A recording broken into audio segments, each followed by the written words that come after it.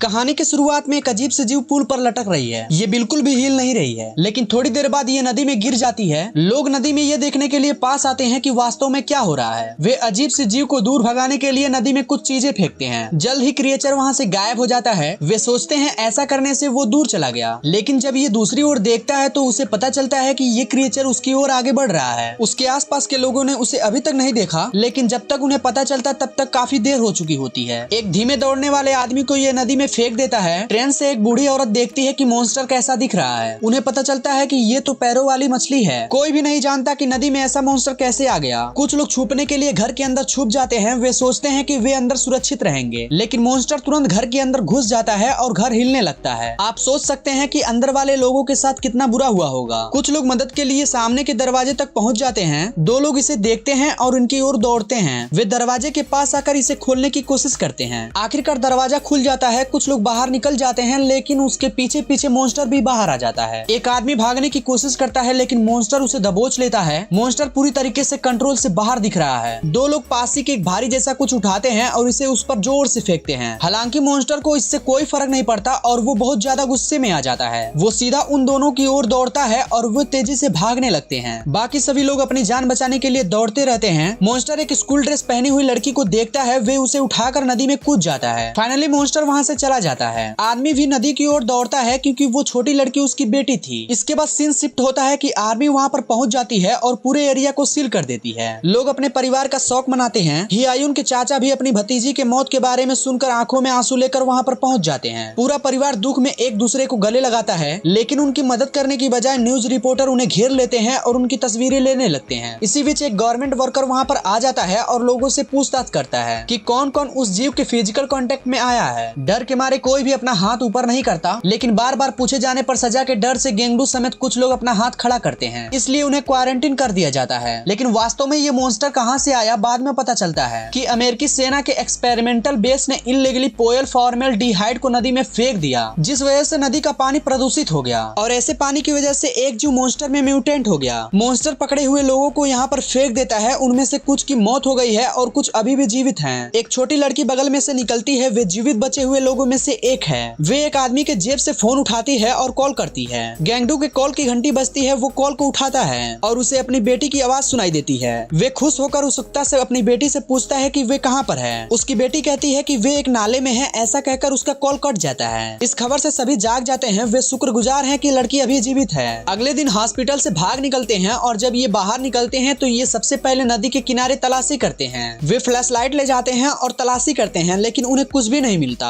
परिवार store room में जाता है और सब कुछ फिर से प्लान करता है। तभी अचानक उन्हें एक अजीब सी चीख सुनाई देती है। गेंगडू और उसके पिता बाहर देखते हैं और उन्हें पता चलता है कि मॉन्स्टर उन्हें घूर रहा है। उसके पिता धीरे से अपने बंदूक उठाते हैं। वो बंदूक का नल्ली को उस क्रिएचर के ओर पॉइंट करता है। वो अपनी पोती का मौत का बदला लेना चाहता है, लेकिन वे शॉट मिस कर देता है। इसकी बजाय ये सीधा इनके पास आ जाता है। मॉन्स्टर स्टोर रूम को पलट कर उसके ऊपर चढ़ जाता है। उसका मुंह इसमें इंटर करने वाला ही होता है। तभी गेंगडू उसके सिर की ओर फायर करता है। इस बार शॉट मिस नहीं होता और मॉन्स्टर ग्राउंड पर गिर जाता है। कुछ लोग स्टोर से बाहर आते हैं और ग्राउंड पर पड़े हुए मॉन्स्टर की ओर देखते हैं। वो नहीं जानते कि ये मरा हुआ है या नहीं। गेंगडू का भाई एक शॉट फायर करता है। क्रिएचर अचानक उठ जाता है और भागने लगता है। अब ये मौत का खेल बन चुका है। वे फिर से इसके पीछे जाते हैं। वे लगातार क्रिएचर पर गोलियां चलाते रहते हैं। मॉन्स्टर ब्रिज के ऊपर चढ़ जाता है और वो ब्रिज को पकड़ पकड़ कर दूर भागने लगता है। वे अपनी सारी बुलेट उस पर फायर कर देते हैं, लेकिन मॉन्स्टर फिर भी नहीं मरता। लेकिन ये घातक रूप से इंजेक्ट हो जाता है और नदी में कूद जाता है। गेंगडू के पिता अभी भी सेटिस्फाई नहीं है। वो अपने दोनों बेटों को पहले जाने के लिए कहता है। वो क्रिएचर को मारने के लिए बिल्कुल तैयार है। वो गेंगडू से पूछता है कि क्या तुम्हारे पास कोई और बुलेट बची हुई है। गेंगडू कहता है कि उसके पास एक बुलेट अभी भी बची हुई है। वे बंदूक अपने पिता को दे देता है और वो मॉन्स्टर की तलाश में निकल जाता है। कुछ ही देर बाद मॉन्स्टर फिर से नदी से बाहर आ जाता है। वो उसके पीछे से बाहर आता है। वो बंदूक उठाकर उसे शूट करने वाला ही होता है, लेकिन पता चलता है कि गेंगडू के बंदूक में एक भी बुलेट नहीं है। वो अपने बेटे को वहाँ से भागने के लिए कहता है और मॉन्स्टर उसे मार देता है। ऐसा करने के बाद मॉन्स्टर फिर से वहाँ से भाग जाता है। गेंगडू अपने पिता के पास आता है। उसकी आंखें आंसुओं से भर जाती है। उसने अभी अभी अपनी बेटी को खोया है और अपने पिता को भी खो दिया। वो उसके पास पड़े न्यूज़पेपर से अपने पिता को फेस ढकता है। पुलिस जल्दी यहाँ आ जाएगी और वो हॉस्पिटल से भाग गया था, इसीलिए पुलिस उसे अभी भी ढूंढ रही है। वे वहाँ से जाना चाहता है, लेकिन वो अपने पिता की ओर देखता रहता है। वे फिर से रुक जाता है क्योंकि वो उसे छोड़कर वहाँ से जाना नहीं चाहता। फाइनली पुलिस उसे पकड़ लेती है। पुलिस उसे पकड़कर उसे सीक्रेट बेस में डाल देती है। एक अमेरिकी डॉक्टर अंदर आता है। गेंगडू उस डॉक्टर से कहता है कि उसकी बेटी नाले में कहीं पर है। वो उसे वहां जाकर उन्हें रेस्क्यू करने के लिए कहता है, लेकिन डॉक्टर ने केवल इग्नोर करते हैं, बल्कि ये भी कहते हैं कि वायरस इसकी दिमाग पर हावी हो गया है और इसे बाहर निकालना होगा। इनके बीच हुई बातचीत को गेंगडू सुन लेता है, जिससे पता चलता है कि यहाँ पर कोई भी वायरस नहीं है। सरकार इसीलिए दावा कर रही है कि वहाँ पर कोई भी वायरस है, इसीलिए वे इसकी जिम्मेदारी अपने सर पर नहीं लेना चाहती। उन्हें पूरी नदी को साफ करना होगा। इसके बावजूद गेंगडू को ऑपरेटिंग टेबल पर लेटा दिया जाता है। ये उनके लिए मैटर नहीं करता कि यदि एक या और दो लोगों की जान भी चली जाए। जैसे ही ऑपरेशन होने वाला होता है, गेंगडू एक डॉक्टर को हॉस्टेज बना लेता है। वो एक सुई को डॉक्टर के सिर की ओर पॉइंट कर देता है। वो बाकी डॉक्टर को इसके लिए दरवाजा खोलने के लिए कहता है। वे ऐसा ही करते हैं जैसे उन्हें कहता है। गेंगडू फाइनली वहाँ से भाग जाता है। वे फिर से अपनी बेटी को ढूंढने के लिए निकल पड़ता है। प्रोजेक्टर यहाँ नदी के पास इकट्ठा हो जाते हैं। एक पीला डिवाइस नदी की ओर धीरे धीरे आगे बढ़ रहा है। वे नदी में जहर डालकर उस मॉन्स्टर को मारना चाहते हैं। तभी अचानक नदी के अंदर वाला मॉन्स्टर फिर से बाहर आ जाता है। एक पुलिस वाला उसकी ओर गोली चलाता है, लेकिन ये काम नहीं करता। इसी बीच येलो मशीन मॉन्स्टर के सिर के ऊपर आ जाता है। वे बटन को दबाते हैं और जहर को नीचे गिरा देते हैं। इस गैस को सांस के साथ लेने से ये कई बीमारी उत्पन्न कर देती है। पूरा ग्राउंड वहाँ से गायब होने लगता है। गैस मॉन्स्टर के शरीर के अंदर जाने लगता है और वो नीचे गिर जाता है। केवल गेंगडू अपनी जान दाव पर लगाकर उस क्रिएचर के पास पहुँचता है, क्योंकि उसे लगता है कि उसकी बेटी शायद मॉन्स्टर के अंदर ही हो सकती है। वो दो बच्चों को मॉन्स्टर के बॉडी से बाहर निकालता है। मरने से पहले बच्चे एक दूसरे को जकड़ लेते हैं। उनमें से एक उसकी बेटी है, जबकि दूसरा एक लड़का है। गेंगडू अपनी बेटी को उठाता है, लेकिन उसकी बेटी सांस नहीं ले रही है। गेंगडू जोर से रोने लगता है। उसे अपनी बेटी को लेकर उस जगह से निकलना होगा।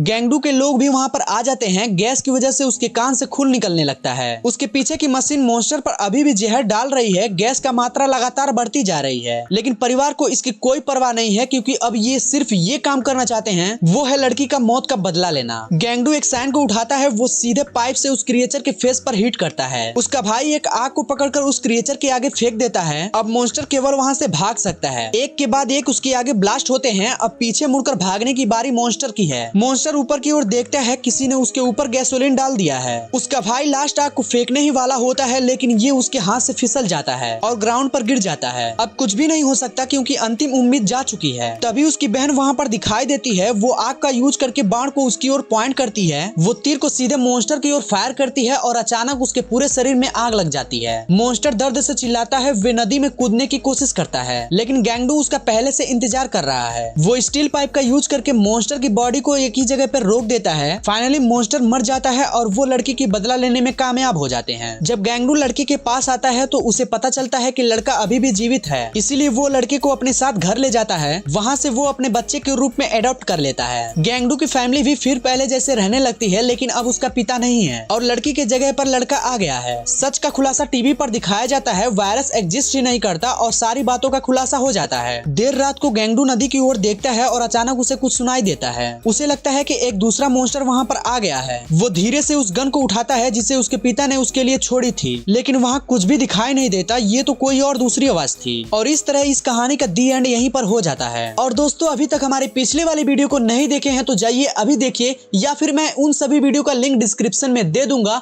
आप वहां से चेकआउट कर सकते हैं। तो अगर ये वीडियो अच्छी लगी हो तो please do like and share this video and please subscribe to my channel and hit the bell icon.